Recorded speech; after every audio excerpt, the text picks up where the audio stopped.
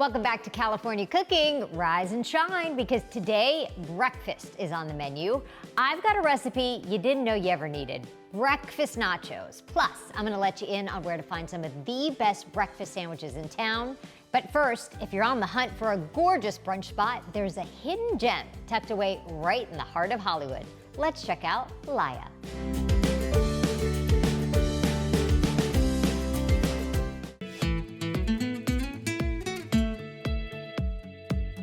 Hi, I am Chef Sharb Al-Hayek and welcome to Laya. Laya is definitely one of the most exciting projects I've been involved. Starting from the entrance to the ambience, to the dining room, to the food, to everybody is involved, and it's amazing to see that when a group of people work very hard and focus at one thing, you can excel. For being open less than a year, we've made some noise for sure. We want something to be authentic, but also very approachable and make people feel home. Not only that, it's a very good feeling to when we have our guests come in on Saturday or any day of the week, they feel like they got a getaway.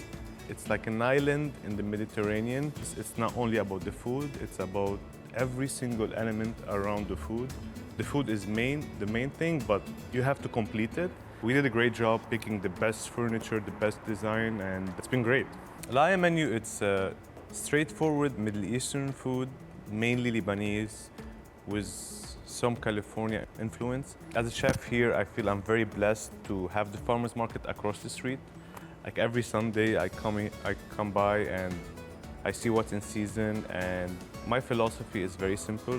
Try to pick the best ingredients available around and in season. Let the ingredients speak by itself. For the cuisine, it's 70 to 80% traditional Lebanese food with a very light twist. I believe there is a fine line between tweaking the cuisine and changing the identity. And that's what makes Laya so special, is when you come in, you feel like you're having an authentic food, but also elevated. But certain dishes doesn't have to have a recipe, it's just the way to do it. Like, I have the recipe how to make labneh, but even myself, when I make it, it just doesn't work the same way. So having my mom here a couple of days a week, I make sure those specific dishes are done perfectly. It's fun to see her also hanging out with the prep team in the morning, and she doesn't speak Spanish, neither English, and they don't even speak English, but they kind of communicate. Every time I walk in, I see them laughing, and I'm like, how you guys are communicating? But I guess food brings people together, and that's the beauty of it. Growing up in a house where my mom used to be a private chef, I was very bad at school, and I loved to eat. I was very chubby too. Every time I wanted to enjoy and run away from studying, I used to find myself with my mom in the kitchen. At the age of 14, this is when I realized, I'm like, this is actually what I want to do. So I told my family, and they were very supportive, and I went all in. So I knew from day one that if I want to be one of the best in the world, I have to work next to the best in the world. That was clear for me, and from day one, I didn't want to work for any restaurant, only the best. So I started with a very famous chef in Lebanon, one of the best. I worked there for 3 years. Then I moved to Paris for another 2 years. This is when I learned a lot about French cuisine and French technique. And then I ended up coming to LA, and I've been here for 7 years, and the rest is history. I always wanted to be on Top Chef. Like, since day one, I like the idea of competing. I'm a very competitor guy, and I used to watch Top Chef, Master Chef since I'm a kid. I didn't even have to knock the door. One of the producers reached out to me, they saw me on Instagram, and I'm like, of course I'll do it. So I ended up winning Top Chef Middle East Season 5. That was a changing point of my life. And after winning Top Chef, I get approached by Top Chef World All-Star. We filmed it in London, and that was competing against the best of the best. I didn't win, but I did very good too. It's been great since then. The vision and the goal is to be the hottest brunch in LA. I mean, this is the only way. We've been working on this brunch for the last 6 months. Like, the opening took 6 months and the brunch took 6 months. It's funny, but it can show in the food and even the dishes we pick and everything we're doing. From the second you walk in, we're gonna have a DJ, we're gonna have a Bloody Mary cart, champagne cart, all this delicious food. And we're only gonna open Sunday, so it's gonna be a limited experience. When it comes to the food, I just picked what I like to eat. It's a mix of cold and hot meze or appetizer, whatever you wanna call it. So we have the mom labne, which is homemade from scratch. When you taste it, you can taste it a bit fermented, which is amazing. Our famous falafel and seared halloumi skewer with grated tomato sauce. The classic French toast, shakshuka, different kind of omelet. The famous Lebanese toast. It's my signature when it comes to this combination of sauces and dips. I did it in Top Chef World All-Star and it was a big hit. And I think that's gonna be like a very nice brunchy toast. When it comes to my favorite food or the go-to dish, it's very hard to pick, but I always tend to go to a dish related to a story and a memory. Like very simple example, tabbouleh, the famous salad that I have it in all my restaurants. It's something we eat every Sunday and my mom makes it so good. So whenever I eat tabbouleh, wherever I am in the world, it just always brings me back to having great time Sunday with my family. Today I'm gonna show you how to make full mudammas. If you go to Lebanon or a lot of country in this region, you'll see this dish in any breakfast restaurant, even lunch. It's so delicious if you do it right. Usually we serve it with red onions, tomato, mint. Some people put different toppings and you eat it with pita bread. It's like between a dip and like a chunky sauce. It's very easy and don't hesitate to try it. Today I want to show you how to make our famous full mudammas. Over here in the pot we have boiled chickpeas and fava beans. They have to be fully cooked and tender. We put some of the remaining chickpea water in it. We just warm it up. It shouldn't be boiling too much. It has to be warm. At this point here, we have few simple ingredients: garlic, fresh, grated, extra virgin olive oil, salt, lemon juice. Please use fresh, like not any butter, lemon juice. It makes a big difference. Some black pepper, some ground cumin.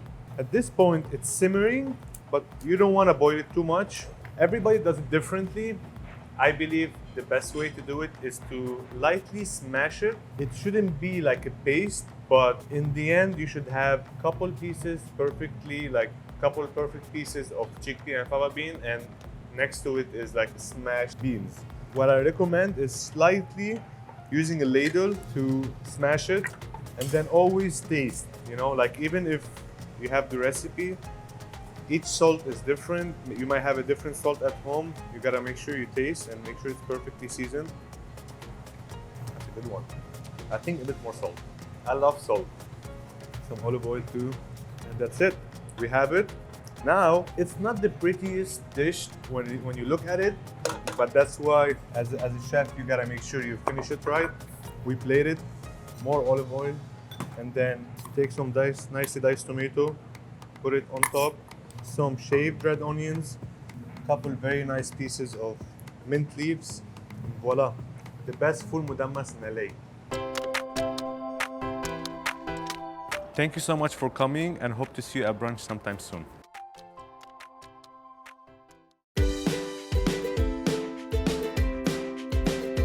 Coming up, my breakfast nachos are a weekend hit. It's a sheet pan breakfast that can feed the whole family. And then, breakfast sandwiches so good, you'll crave them every morning.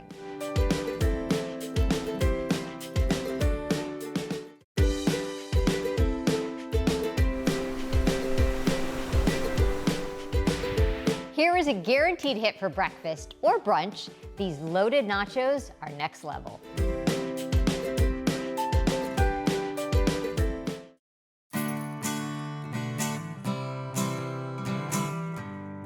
The idea of breakfast nachos I thought would be kind of a fun thing, and honestly it's just the weekends when I have a chance to make a breakfast, and it's leisurely, you've got time to do stuff that you wouldn't have time to do during the week.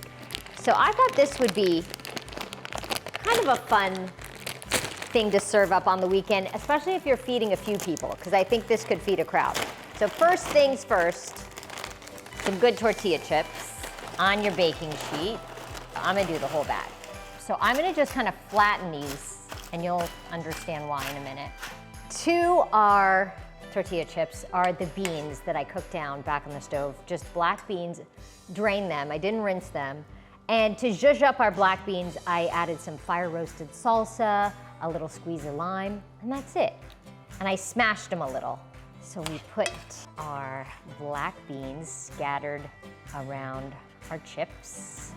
I know, this is the hard part. You want to get everything on all of the chips, which is hard to do, but you do your best. Now, some of our shredded, I've got a blend, like a Monterey Jack cheddar blend. Next thing, I happen to have a jalapeno. Do a couple thin slices of jalapeno. Okay, sprinkle those around. I'm gonna wait to top this when it comes out of the oven with some cilantro, onion, avocado, but before we pop it in the oven, this is where it turns into breakfast. So I've got our eggs. And what I'm going to do, I trust myself to just do the egg on the nacho, but I might do this just to make things so you nestle the egg right in there. Cracking first in the cup might help you just direct it to where it needs to go. But I never really thought about cooking the egg in the oven just like this. And we'll see how we do. As many as you like, but I'm gonna feed a crowd, so. This is also a good one, I think, if you have guests staying at the house. And if you need to, you can kind of move things around to give you a little hole there. You want things to stay put. Okay, eggs are done, but before we do that, a little salt and pepper on each yolk. Because eggs, if they don't have seasoning, they don't taste like much. You gotta hit them with some salt and pepper. In the oven, I've got it set on 375. So you just want it until the whites are cooked, and it depends if you like your yolks a little runny, which I do. So we'll see how long this takes. While our eggs are cooking in the oven, just some fresh ingredients to put on top. So some fresh cilantro. That's Theo. And then a little bit of red onion, finely chopped. You don't want a big chunk of raw onion. And then avocado. You could do guacamole, but I had a half of an avocado already, so I'm just gonna do cubed avocado or sliced avocado. And then a little bit of lime. Lime or lemon. I put a little lime on our avocado. Help keep it from browning and give it a little flavor. Since they're right here, I think a few fresh tomatoes would be nice. And I think we're done. We're just waiting for the eggs. Okay, our breakfast nachos out of the oven. And here's what's really cool, and I didn't realize this would happen. One of the cool things that I didn't realize would happen are all of the eggs are cooked differently, I guess, depending on the heat of the oven in there. So you have some that are sunny side up almost. You have some that are a little bit more well done. So depending on who likes their eggs how, you've got one for everybody, which is so great. On top of our eggs, and I'm just gonna serve them just like that, we've got, let's do our red onion, chopped up, our cilantro, and just hit it with everything. Okay, we've got our tomatoes chopped up, and then plenty of avocado chopped up. This is exactly what I would like to have for breakfast. I'm gonna take a little bit of that salsa, that fire roasted salsa that we added to our beans. A little bit of that on top. Loaded nachos. You almost don't even see the eggs anymore at this point. And then, of course, you cannot have nachos, in my opinion, without sour cream. So I'm just gonna do dollops around. And last but not least, a little bit more squeeze of lime over the top. And your weekend breakfast nachos are served.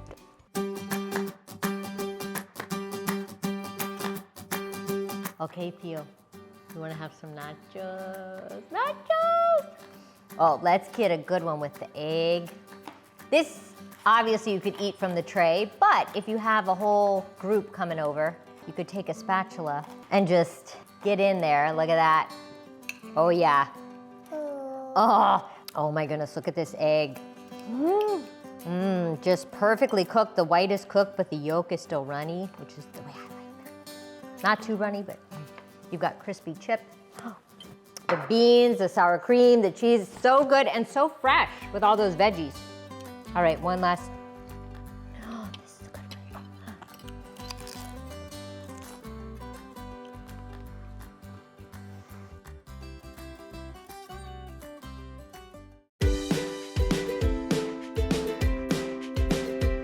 Coming up, get ready for breakfast sandwiches grilled to perfection and served with all the warmth of Southern hospitality. That's next.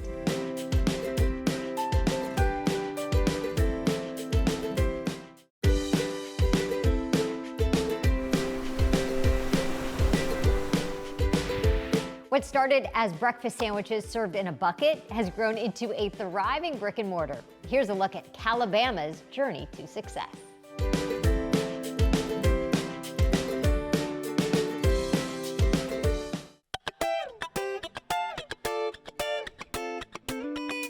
My name is Kara and I'm the owner of Calabama.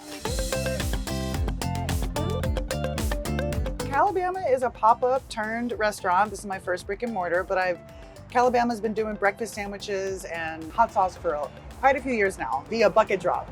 My name Calabama is just a silly name that I came up with because I'm from Alabama, born and raised, but I live in California and my name's Kara with a C, so I thought Calabama. I started pop-ups early, like in 2009, but they really took off during the pandemic. I consider myself one of the lucky ones. I started dropping my signature breakfast sandwich down in this red bucket right here from my 4th-story apartment in Hollywood down the street. And I did the bucket drop for 4.5 years, starting at the beginning of the pandemic. My inspiration for the bucket drop actually came from my friend George Moats, who is a burger guy. He's in New York, and during the pandemic, he started taking his burgers down a slide from his Brooklyn apartment house. So I thought, I have a fire escape, kind of like New York style, and I thought, why don't I drop these down in a bucket? And so I bought a mop bucket from Smart and Final, dropped, at this point, tens of thousands of sandwiches down the bucket. When I started the bucket drop, it was my pivot to survive. Everybody shut down and there was no jobs. And before the pandemic started, I was doing my breakfast sandwich pop-up, the same sandwich that I dropped down in the bucket. I was doing that like 3 or 4 days a week. So I would go to coffee shops between like Silver Lake and Los Feliz. And when the pandemic hit, all my coffee shops shut down. So it was a pivot out of necessity. The breakfast sandwich was born from my pop-ups. Back in the day when I just was really struggling to make ends meet, a lot of the times I didn't have money for my food pop-ups, which I was very experimental with. I did a lot of Southern stuff. But grilled cheese night was the night that I made the most money and the least overhead. So I started making a grilled cheese, and then I had all the add-ons, bacon, egg, grilled onion, avocado, and that's how the breakfast sandwich was born. And then because I like to dip things, I really wanted to come up with a dipping sauce for my sandwich. And that's how the hot sauce is born. The Calabama breakfast sandwich is unique in the way that it's got a dipping sauce that makes it part of the experience. And it's cut in half so you can dip it. And I feel like breakfast sandwiches are the type of thing you can eat any time of day and that people want them all times of the day. They're great for hangovers too. My hot sauce is my baby. I'm really proud of my sauce. Now I have 2. The dipping sauce is just my hot sauce and it's mixed with syrup for the breakfast sandwich specifically. But it's really good on fried stuff, any kind of seafood, any kind of breakfast food. And the hot sauce is very tolerable, although it does pack a lot of heat. Here at Calabama, we do a very simple, small menu. It's made for you to enjoy. It's all set up for you. Everything's cut in half, everything's dippable. We have a biscuit sandwich and a breakfast sandwich. The OG is what we call the breakfast sandwich. The biscuits, we kind of have a whole menu there. It's like you can get just a buttered biscuit that's salted and buttered, and it comes with my dipping sauce. Or you can make the biscuit into a sandwich with egg, cheese, bacon. April 15th will be 5 months of being open. I opened November 15th, so a very crazy time to open, right before the holidays. California's been dealing with wildfires and the egg crisis, but I'd have to say, even given all of those crazy obstacles, we're doing okay here at our little breakfast shack. This place, I fell in love with this spot after kind of deciding I didn't want to open a restaurant. And then of course, this place kind of fell into my lap. And it certainly didn't look like this. It was not this cute. But it's a to-go shack. I've got a little patio on the side over here with 7 stools, but everything's served to go. And you can come sit on the patio or you can just take it and leave. The community has been really receptive. The people that love the bucket and that came to the bucket drop are so excited about the restaurant, and they come here and they see that I have the bucket hung up, and people get emotional about it. People take pictures in front of it. A lot of couples met at my bucket because it was, you know, social distancing and all. And they're still together. Like, people have gotten married that have met at the bucket drop and stuff. So when people come here, it's really special for them. And the people that don't know about the bucket, they're just here for the food. So it works either way.